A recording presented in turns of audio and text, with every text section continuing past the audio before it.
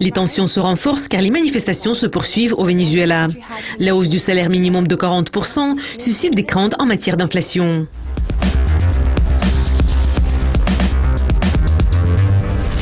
La semaine dernière, des centaines de milliers de gens ont commencé à sortir dans les principales rues au Venezuela. Ils exigent d'organiser un référendum contre le président du pays.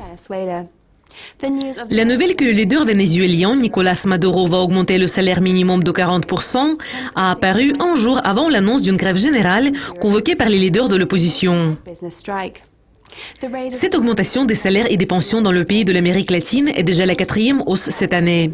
Même si le gouvernement vénézuélien ne publie pas de chiffres de l'inflation depuis 2 ans, l'inflation élevée record semble conduire à des hausses des salaires déjà élevés et vice-versa, ce qui représente un cercle vicieux. Le président Maduro a augmenté le salaire minimum de 454% cette année. Selon M. Maduro, c'est beaucoup, vraiment beaucoup plus que l'inflation.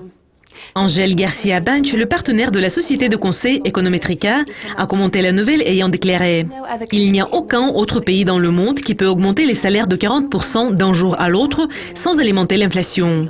Il a également exprimé ses préoccupations que la nouvelle hausse des salaires va entraîner plus de licenciements et de fermetures d'entreprises au Venezuela.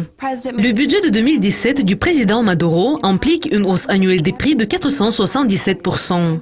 Et le Fonds monétaire international a prévu que l'inflation allait bondir pour atteindre 1600% d'ici l'année prochaine. Le salaire minimum et des subventions alimentaires ont augmenté à 90 812 bolivars par mois au Venezuela, ce qui équivaut à 67 $ par mois. Les salaires au Venezuela consistent également des coupons alimentaires et des primes accordées aux travailleurs.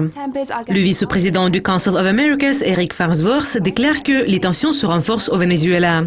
Tous les indicateurs montrent que la situation se détériore rapidement et ne va pas s'améliorer dans un avenir proche. L'année 2016 est la 3e année de récession consécutive pour le Venezuela. Selon le FMI, l'économie devrait enregistrer une baisse de 10% cette année.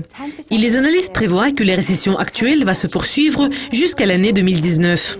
Le président Maduro a déclaré à la télévision d'État « Dans quelle autre partie du monde les travailleurs voient tant de hausse des salaires? Nulle part ailleurs. » Cela conclut la revue de presse d'aujourd'hui. Restez à l'écoute de Yucascopi TV pour découvrir plus de nouvelles. Au revoir.